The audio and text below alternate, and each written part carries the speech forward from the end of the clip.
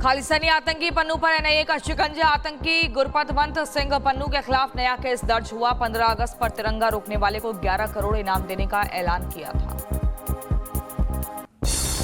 आतंकी पन्नू ने की थी लाल किले पर तिरंगा फहराने से रोकने की साजिश। लाहौर प्रेस क्लब से वीडियो लिंक पर दिया था बयान। खालिस्तान नक्शे में पंजाब, हरियाणा, हिमाचल और दिल्ली को शामिल किया।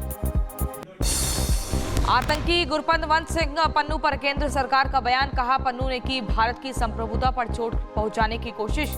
यूएपीए के तहत जांच शुरू। पाकिस्तान में आतंकी संगठन जैश-ए-मोहम्मद के कैंप का वीडियो। कैंप के अंदर की तस्वीरें आई सामने। कैंप में मिलिट्री बूट्स और बैकपैक का भंडार मिला। जैश के आतंकी शिविर के दीवारों पर मिली हथियारों की पेंटिंग। IC-814 कंधार, अपहरण बंदूक, रॉकेट, टैंकों और जैश के झंडे की तस्वीर बनी हुई नजर आई। दिल्ली के आश्रम संचालक पर छेड़छाड़ का आरोप। 15 से ज्यादा छात्राओं ने आरोप लगाया। दिल्ली पुलिस ने मामला दर्ज कर आरोपी की वॉल्वो कार जब्त की। दिल्ली के वसंत कुंज इलाके में चल रहा था आरोपी चिन्मयानंद का आश्रम। पुलिस आरोपी की तलाश में जुटी। सूत्रों के हवाले से खबर, पुलिस को मिली आरोपी की लास्ट लोकेशन। UNHRC में भारत ने पाकिस्तान के झूठ को फिर किया बेनकाब। कहा, आतंकवाद का निर्यात बंद करे पाकिस्तान। POK से अवैध कब्जा तुरंत हटाए। संवाद और सहयोग से ही प्रगति। संयुक्त राष्ट्र महासभा में ट्रंप फिर बने मियां मिट्ठू। UN की भूमिका पर उठाए सवाल और कहा, वर्तमान हालात में UN की नहीं बची कोई भूमिका। UN में नहीं रुकवाई कोई लड़ाई, मैंने रुकवाए 7 युद्ध। तुर्की के राष्ट्रपति एर्दोगान ने संयुक्त राष्ट्र महासभा में कश्मीर और संयुक्त राष्ट्र सुरक्षा परिषद के प्रस्ताव का उठाया मुद्दा। पाकिस्तान और भारत के बीच तनाव के बाद हुए युद्ध विराम से जताई खुशी। अमेरिकी राष्ट्रपति ट्रंप के नेता अलेक्जेंडर डंकन ने भगवान हनुमान की प्रतिमा पर दिया विवादित बयान। सोशल मीडिया पर मचा बवाल। हिंदू समर्थकों ने नाराजगी जताई। डंकन की टिप्पणी पर हिंदू अमेरिकन फाउंडेशन ने जताई नाराजगी। बयान को हिंदू विरोधी और भड़काऊ बताया। मामले में सख्त एक्शन लेने की अपील की। ऑपरेशन सिंदूर के बाद भारतीय सेना की बड़ी तैयारी। बंगाल की खाड़ी नो फ्लाई जोन घोषित। मिसाइल परीक्षण के संकेत। अक्टूबर के पहले हफ्ते में ड्रोन एक्सरसाइज भी करेगा भारत। केंद्रीय मंत्री पीयूष गोयल ने अमेरिका भारत रणनीतिक साझेदारी मंच पर दिया भाषण। सिंगापुर के साथ पानी के नीचे केबल बिछाने को लेकर बातचीत जारी। ऑस्ट्रेलिया से बिजली के प्रवाह को देखने के लिए सिंगापुर और ऑस्ट्रेलिया के साथ भी बातचीत। आज केंद्रीय कैबिनेट की बैठक सुबह 11 बजे से शुरू होगी मीटिंग। बैठक में लिए जा सकते हैं कई महत्वपूर्ण फैसले। 25 से 29 सितंबर तक Uttar Pradesh international trade show का आयोजन। नोएडा में PM मोदी करेंगे शुभारंभ। 5000 करोड़ के व्यापार का अनुमान। ग्रेटर नोएडा के इंडिया एक्सपो मार्ट पहुंचे उत्तर प्रदेश DGP राजीव कृष्ण समेत कई बड़े अधिकारी। कल से शुरू होने वाले यूपी इंटरनेशनल ट्रेड शो की सुरक्षा व्यवस्था का जायजा लिया। संबंधित अधिकारियों को दिए आवश्यक निर्देश।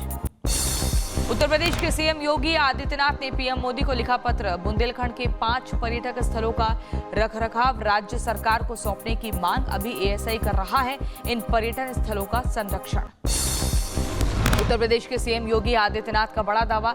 कहा, मुस्लिम आक्रांताओं की वजह से 800 सालों में आधी हो गई हिंदुओं की आबादी।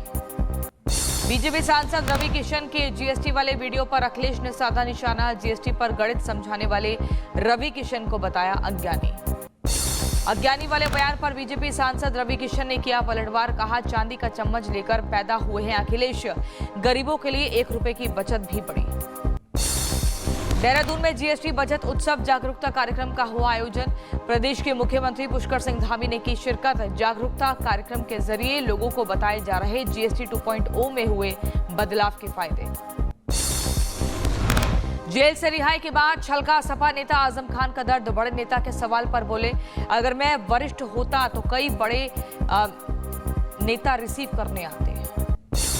आजम खान की रिहाई पर उत्तर प्रदेश के रायबरेली में जश्न। सपा नेताओं ने एक दूसरे को खिलाई मिठाई। साथ ही सपा नेताओं ने बीजेपी पर भी निशाना साधा।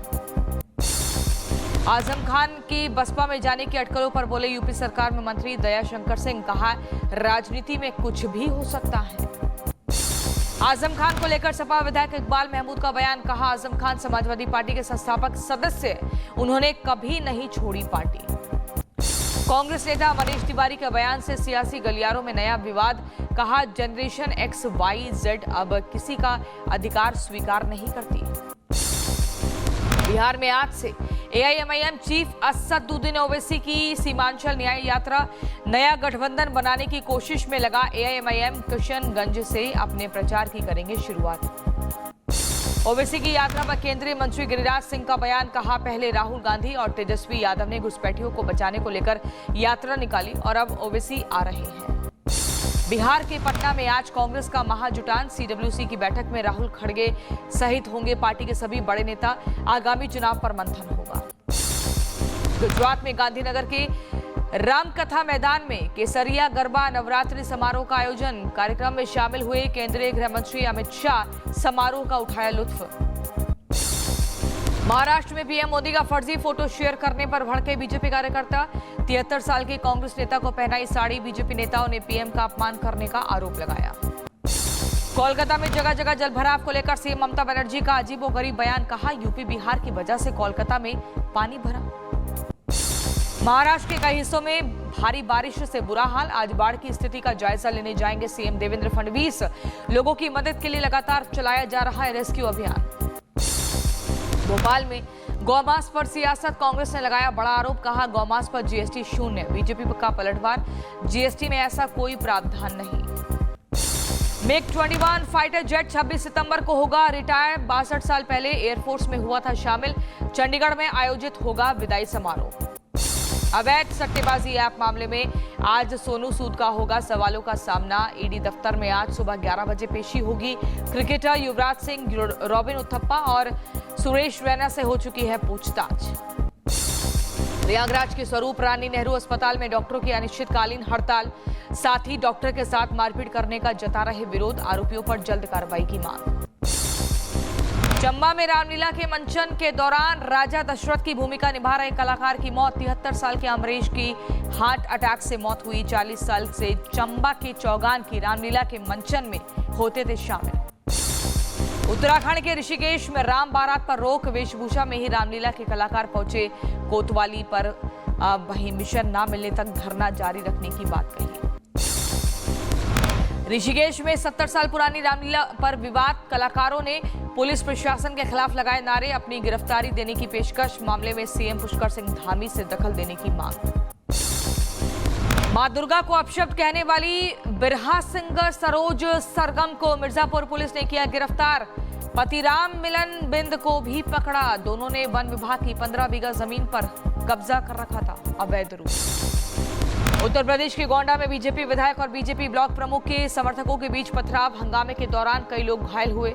सूचना के बाद मौके पर पहुंचकर पुलिस ने शांत करवाया मामला। उत्तर प्रदेश के बरेली में आईएमसी नेता नफीस खान का धमकी भरा वीडियो आया सामने। इंस्पेक्टर को चेतावनी दी। कहा, हाथ कटवा दूंगा, वर्दी उतरवा दूंगा। ओडिशा विधानसभा के बाहर बीजेपी कार्यकर्ताओं और पुलिस के बीच झड़प। विधानसभा में घुसने की कोशिश कर रहे बीजेपी कार्यकर्ताओं पर पानी की बौछार की गई। राजस्थान के बूंदी में धर्म परिवर्तन मामले ने पकड़ा तूल। सड़कों पर उतरा हिंदू समाज। जिला कलेक्ट्रेट के बाहर प्रदर्शन किया। यूके SSSC पेपर लीक मामले में एक्शन जारी। बहन साबिया के बाद अब मास्टरमाइंड खालिद पर भी लगा, वो पुलिस के हाथ लगा। हरिद्वार से हिरासत में लिया गया खालिद। बिहार के भागलपुर में 2 समुदायों के बीच झड़प। नाबालिग को पीटने के बाद पत्थरबाजी। 4 लोग घायल हुए। नाराज लोगों ने किया चक्का जाम। उत्तर प्रदेश के रायबरेली में बंद पड़े ओवरब्रिज को लेकर सड़कों पर उतरे लोग। समाज सेवी रामू दादा ने ओवरब्रिज को लेकर लगवाई होर्डिंग्स। लंबे समय से जनता को हो रही है परेशानी। वाराणसी में मुस्लिम समुदाय के नाबालिगों ने निकाला जुलूस। पुलिस ने सोशल मीडिया पर वायरल वीडियो को संज्ञान लिया। बिना परमिशन जुलूस निकालने पर हुई कार्रवाई। उत्तर प्रदेश में वाहनों पर जाति लिखवाने वालों पर एक्शन जारी। पुलिस ने 2000 से 6000 रुपए तक चालान किए। लोगों को दी गई सख्त चेतावनी। उत्तर प्रदेश के संभल में हेयर स्टाइलिस्ट जावेद हबीब पर केस दर्ज हुआ। चिटफंड के जरिए 150 लोगों को ठगने का आरोप। जांच में जुटी है पुलिस की टीम। पश्चिम बंगाल में बारिश का कहर। मरने वालों की संख्या बढ़कर हुई 10। अकेले कोलकाता में करंट लगने से 10 की मौत। मुख्यमंत्री ममता ने लगाया CESC पर लापरवाही का आरोप।